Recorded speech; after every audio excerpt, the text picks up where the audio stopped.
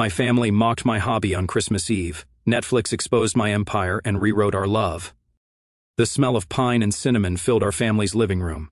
But the warmth I felt had nothing to do with the fireplace crackling in the corner. After 3 years of avoiding family gatherings, I'd finally decided to come home for Christmas. Maybe it was time to bridge the gap that had grown between us since I'd left my corporate job to pursue what my family called playing around with cameras. Jordan.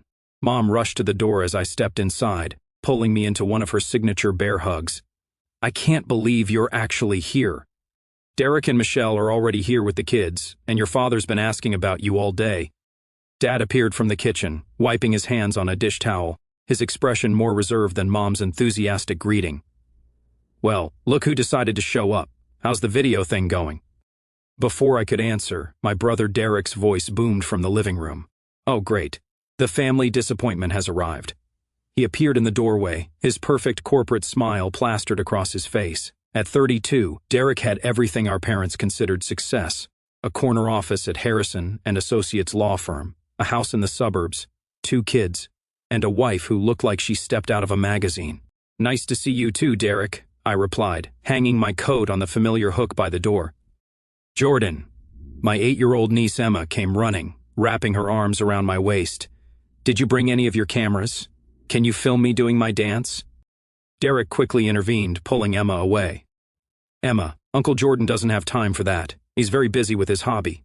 The word hobby hung in the air like a slap. I'd been running midnight productions for 3 years now, working 18-hour days, building something from nothing. But to my family, if it wasn't a traditional 9-to-5 job with a corporate title, it wasn't real work. Michelle, Derek's wife, emerged from the kitchen carrying a tray of appetizers.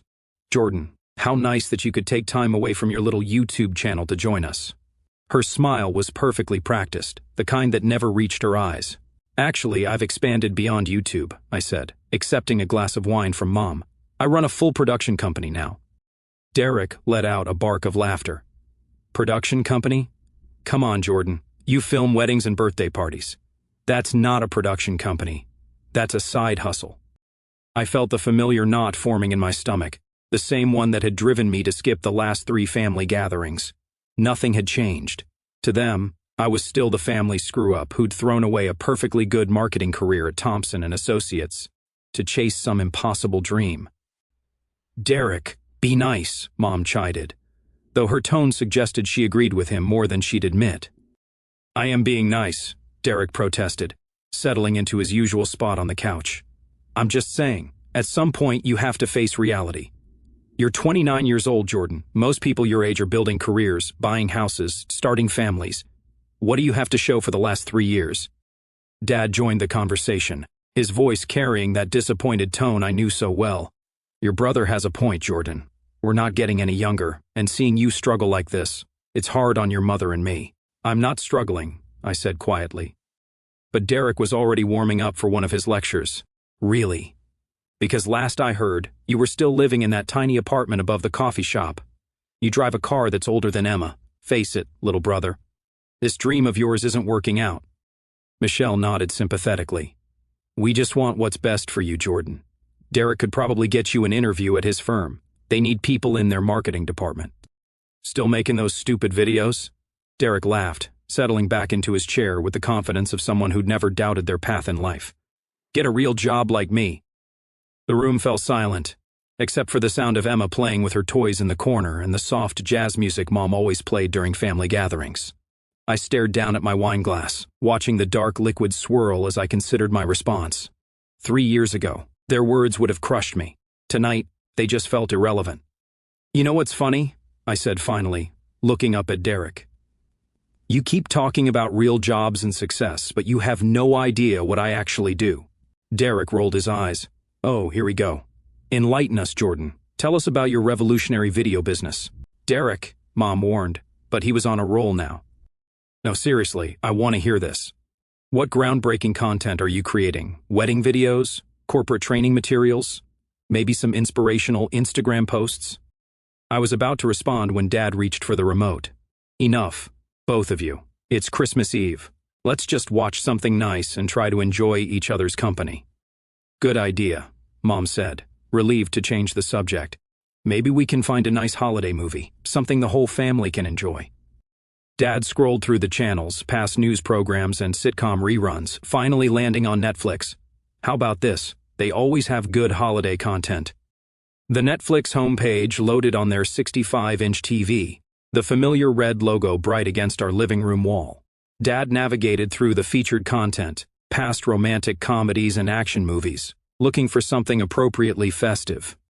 "Oh, look at this," Mom said, pointing at a promotional banner that had appeared. "They're announcing their biggest series of next year, Shadows of Tomorrow. It says here, it's their most expensive production ever." Derek leaned forward, interested despite himself. $200 million budget. Damn, that's serious money. The promotional video began playing automatically, showing sweeping shots of a dystopian cityscape, followed by intense action sequences and dramatic dialogue. The production values were stunning. Everything from the cinematography to the costume design screamed big-budget Hollywood. "This looks incredible," Michelle said, genuinely impressed. "It says here it's based on some graphic novel series. The creator must be thrilled." Dad adjusted his reading glasses to see the screen better. "Says here the series creator is someone named Jordan Phillips." The name hung in the air for exactly 3 seconds before the implications hit everyone simultaneously. "Wait," Derek said slowly, his voice losing its confident edge. "Jordan Phillips. That's not—" The promotional video continued, and suddenly, unmistakably, my face filled the screen. Not a photo, not a brief glimpse.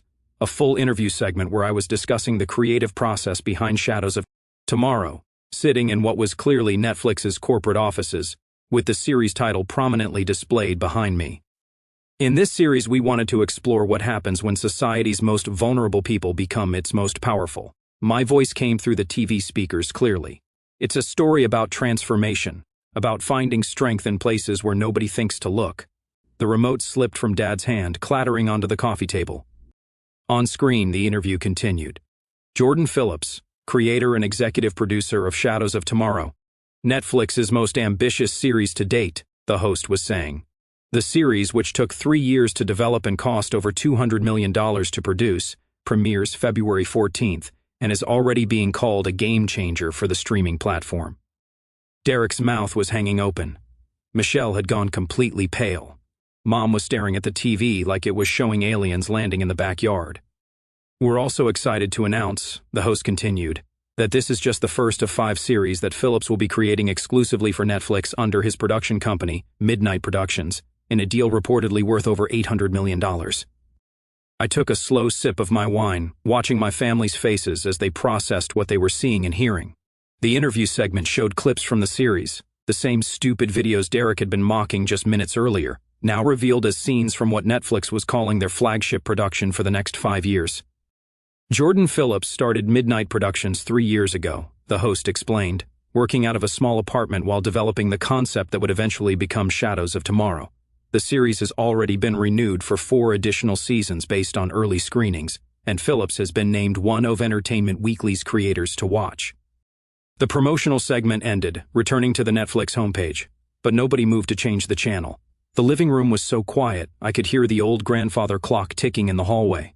Emma, oblivious to the tension, looked up from her toys. "Uncle Jordan, is that you on TV?" "Yes, sweetheart," I said softly. "That's me." Derek finally found his voice, though it came out as barely more than a whisper. $800 million.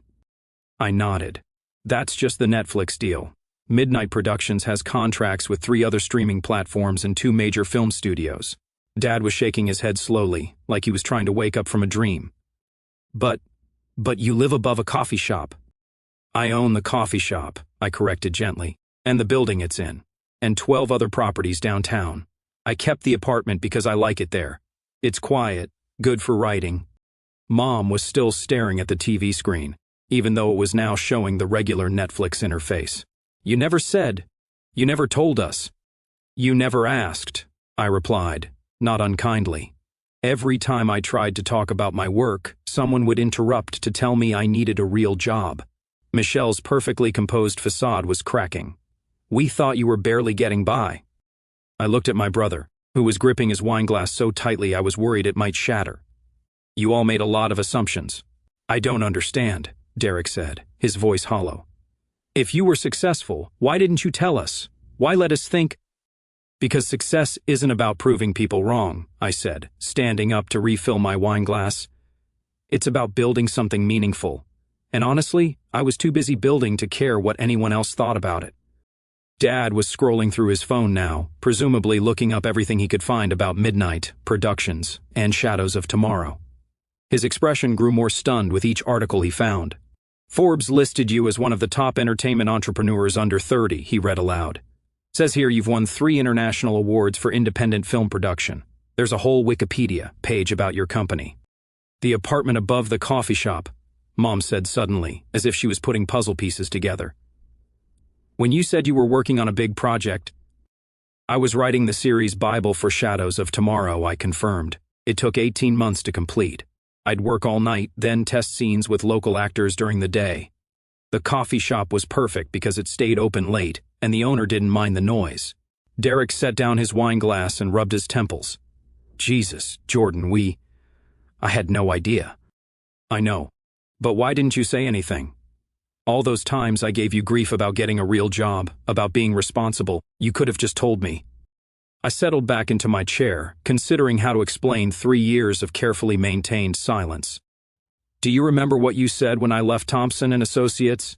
Derek's face went pale. Jordan, that was 3 years ago. You said I was having a quarter-life crisis and I'd be back within 6 months, begging for my old job back. You bet Dad $50 I wouldn't last a year on my own. The memory hung heavy in the room. I could see from Derek's expression that he remembered the conversation clearly. You said creative people were impractical dreamers who couldn't handle the real world, I continued. And Michelle nodded along while she talked about how cute it was that I thought I could make a living with my little camera. Michelle winced. I didn't mean... Yes, you did, I said, not angrily, just matter-of-factly. And that's fine. You were entitled to your opinion. But I wasn't going to waste energy trying to convince people who had already decided I was destined to fail. Dad looked up from his phone. There's an article here from Variety. It says, Netflix executives called your series revolutionary and that it's tracking to be their most watched original content ever. The early numbers are promising. Promising, I agreed. Derek laughed, but it was a broken sound. Jordan, they're saying this could be bigger than some of the most successful shows in television history. I shrugged. See, the real test is when it premieres in February. Emma had wandered over during our conversation and now tugged on my sleeve. Uncle Jordan, are you famous now? I guess some people might know my name, I told her. Will you still film my dance videos? Of course, sweetheart. That's the fun stuff. Derek was shaking his head again. I can't believe this. 3 years. 3 years of thinking you were wasting your life. And all this time I was building exactly what I set out to build, I finished. Look, I know this is a lot to process, and I'm not telling you this to make anyone feel bad, but maybe now you can understand why I stopped coming to family gatherings. Mom's eyes were filling with tears. We made you feel unwelcome in your own family. You made me feel like my dreams were worthless, I corrected gently. There's a difference. The room fell quiet again. Dad had continued reading articles on his phone, and I could see his expression changing as he discovered more details about Midnight Productions' various projects and partnerships. It says here you've already started production on your second series, he said quietly. And you're developing a feature film. 3 feature films, actually. The first one premieres at Sundance next month. Derek looked like he'd been punched in the stomach. Sundance? As in the Sundance Film Festival? That's the one. But how? How did you go from making wedding videos to producing content for Netflix and Sundance? I couldn't help but smile at that. I never made wedding videos, Derek. I've been developing original content from day one. The first year was rough. I was basically working for free, building a team, developing scripts, creating proof-of-concept materials. But by year 2, we had investors interested. By year 3, we had studios in a bidding war. Michelle was scrolling through her own phone now. There's a whole interview with Entertainment Weekly where you talk about your creative process and your family. My stomach tightened slightly. What did I say? You said, she read from her screen. My family taught me the importance of perseverance. When people believe in you, it's easy to keep going. When they don't, you learn to believe in yourself. Both lessons are valuable. That's very diplomatic, Dad said quietly. I meant it, I replied. Derek's criticism actually made me more determined. Every time someone said I was wasting my time, I worked harder. So, in a way, I should thank you. Derek looked like he was going to be sick. God, Jordan, I've been such an ass. You've been protective of your little brother, I said. Misguided maybe, but it came from a good place. No, it didn't, Derek said firmly. It came from jealousy. I was jealous that you had the courage to chase your dreams while I took the safe route. And instead of admitting that, I convinced myself that your dreams were stupid. The honesty in his voice caught me off guard. Derek had never been one for emotional revelations. Mom was wiping her eyes with a tissue. We owe you such an apology, Jordan. All of us. You don't owe me anything, I said, but maybe going forward we could try to understand each other better. Dad set down his phone and looked directly at me for the first time all evening. I read about the themes in your series. The article said it's about people who are underestimated finding their power. That's part of it. Is that about us? About how we treated you? I considered his question carefully. It's about anyone who's ever been told they're not enough, which, at some point, is pretty much everyone. Emma had been listening to our conversation with the intensity that only children can manage. Uncle Jordan, will you put me in one of your movies? The question broke the tension in the room, and everyone laughed. If you can convince your parents to let you take acting classes, maybe we can work something out, I told her. Derek was staring at me with an expression I'd never seen before. Something between awe and regret. I can't wrap my head around this. You're actually successful. Like really, genuinely successful. Define successful, I said. You're about to premiere the biggest series in Netflix history. You're worth... God, I don't even want to know how much you're worth. Money isn't how I measure success, Derek. Then, how do you measure it? I gestured toward the TV, where the Netflix homepage was still displaying. Tomorrow, millions of people are going to watch something I created. They're going to feel something, think something, maybe even change something about how they see the world. That's success. Mom was looking at me like she was seeing me for the first time. When did you become so wise? Probably around the same time I realized that other people's opinions of my life were none of my business, I said with a smile.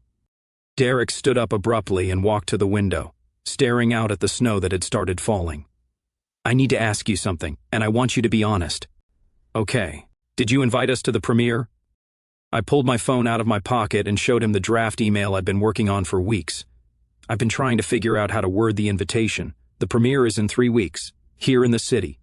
Red carpet, after party, the whole thing. Derek read the email draft over my shoulder, his expression growing more pained with each word. The invitation was warm, gracious, and completely free of any mention of our family's history of doubting my career. You were going to invite us even after everything we said. You're my family, I said simply. This is the biggest moment of my career so far. Of course, I want you there. Michelle was crying now, not bothering to hide it. We don't deserve that. Deserve has nothing to do with it, I replied. I love you guys, always have. I just needed you to love me back without trying to change me. Dad cleared his throat, clearly struggling with his emotions.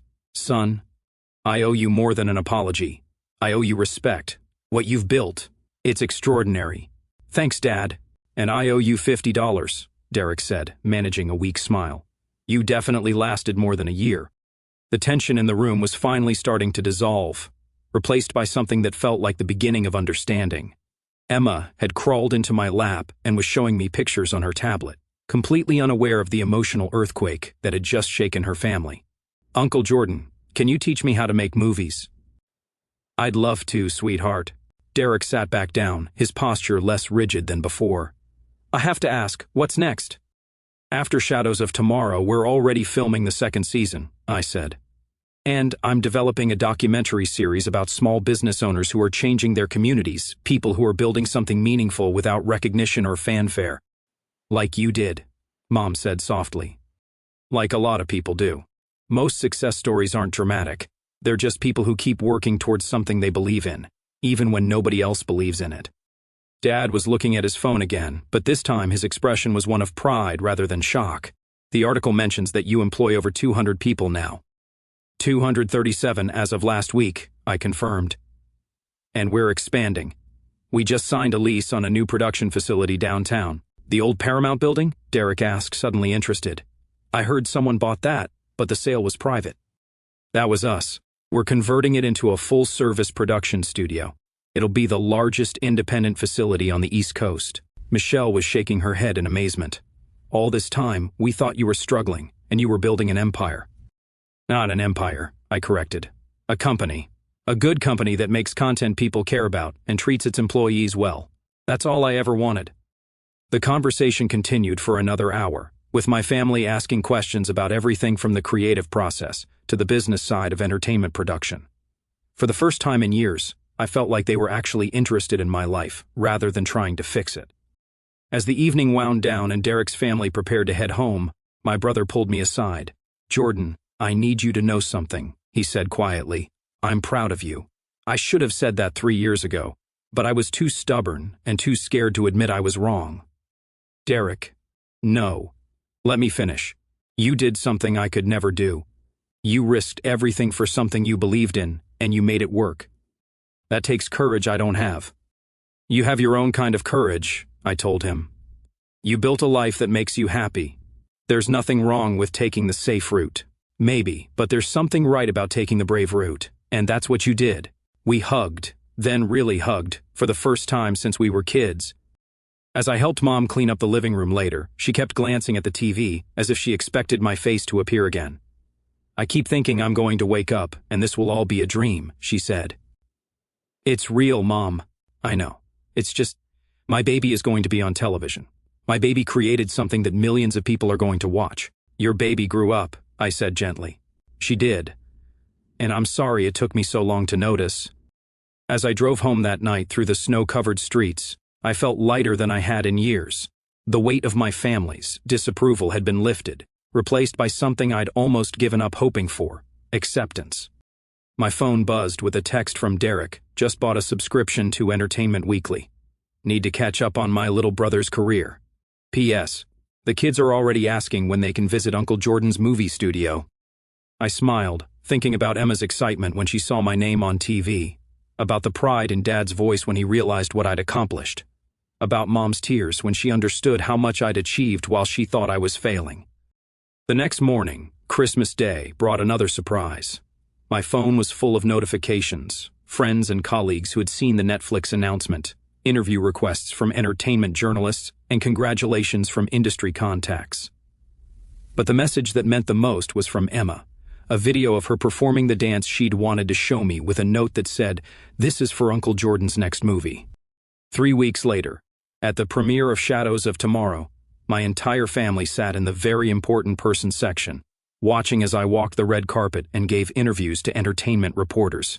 Derek looked slightly overwhelmed by the cameras and crowds, but Mom was beaming with pride, pointing me out to anyone who would listen. During my speech at the after-party, I looked out at the crowd of industry professionals, cast and crew members, and investors who had believed in the project from the beginning. But my eyes kept finding my family's table, where Emma was wearing the fancy dress Mom had bought her for the occasion, and Derek was recording everything on his phone. 3 years ago, I said into the microphone, "This series was just an idea, a story about people who are underestimated, who are told they're not enough, who find strength in unexpected places." Tonight, that story becomes real for audiences around the world. But more importantly, tonight I'm reminded that sometimes the most meaningful success isn't proving people wrong. It's giving them the chance to see you clearly for the first time. The series premiered 2 weeks later, to critical acclaim and record-breaking viewership numbers.